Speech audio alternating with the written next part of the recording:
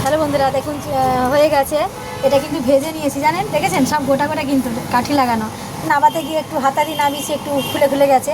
এই দেখেন, এটা কিন্তু এই যে তেল গরম হয়ে এসছে, তো আপনি আস্তে করে আস্তে করে কিন্তু ফুটো করে নেবেন বন্ধুরা। আমি দেখাচ্ছি, এটা বসিয়ে দিই, ততক্ষণ হতে থাকুক।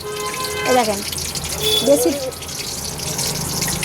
এই যে এরকম বসিয়ে দেবেন, আস্তে আস্তে হতে থাকবে। আর আমি দেখাচ্ছি, একটা রেখেছি আপনাদের শেখাবো বলে।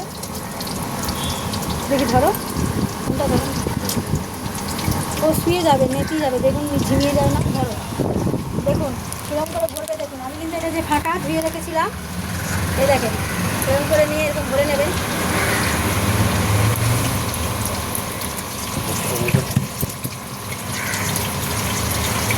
জানেন বন্ধুরা, এত খেতে সুন্দর লাগবেন না, বেগুনটা ভাত দিয়ে মাখাবেন না, কিচ্ছু লাগবে না আপনার এইটা দিয়ে।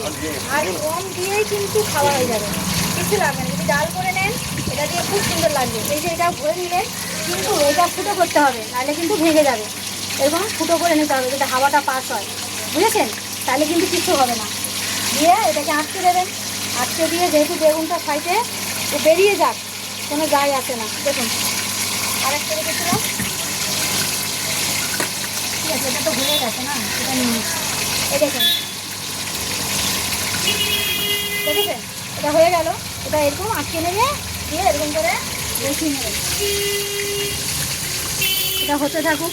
দেখুন বন্ধুরা, সব এরকম ভেজে নেবেন তেলের মধ্যে। ভাজলে কিন্তু এই যে রেডি বেগুনের মটন দুর্মা। এটা খেয়ে দেখবেন সত্যিকারে দারুণ। পটলের দুর্মা খেয়েছেন, অনেক কিছু দুর্মা করা যায়, কিন্তু এই রেসিপিটা আমার দিদিমারা আমাদের একবার করেছিল। সেই রেসিপি, ওনারা তো মটন খেতেন না, শুধু চিকেন দিয়ে। এটা সব রকম দিয়েই হয়, চিকেন দিয়ে হয়, মশলা দিয়ে হয়, চিকেন চিংড়ি মাছ দিয়েও হয়, মটনেরও হয়। আমি মটনটা দিলাম। এখানকার তো আর দেশে ঘরের মতন নয়, মেদিনীপুরের মতন নয়, এখানে মটন চিকেন এগুলো প্রিয় সবার। ওই জন্য এই দেখুন, এটা কিন্তু খেয়ে দেখেন, মটন বেগুনের দুর্মা। এই যে আমার রেডি, ভাজা হয়ে গেছে। এটা ভাজা হচ্ছে, কিন্তু এরকম এরকম ভাজা হবে। এটা হয়ে যাক, ওটা অটোমেটিক যখন ঝিমিয়ে যাবে, আস্তে করে এরকম করে উল্টে দিতে হবে। উল্টে দিলে রেডি। সবাইকে টাটা, সবাই ভালো থাকেন, সঙ্গে থাকেন, আর করে একবার খেয়ে দেখবেন। আর যদি কোনো ভুল টুল বলে থাকি, তার জন্য আগে থেকেই বলে দিচ্ছি। আমি একটু পড়াশোনা জানি না, একটু ভুলভাল করে ফেলি, লিখে ফেলি। এই বলে শেষ করে দিলাম। সবাইকে টাটা, সবাই সঙ্গে থাকেন। আর আবার কালকে দেখি কী দেখাবো রেসিপি, আবার কি করতে পারি দেখি কাজের মধ্যে। এই বলে শেষ করে দিলাম। টাটা, সবাই ভালো থাকেন, সঙ্গে থাকেন।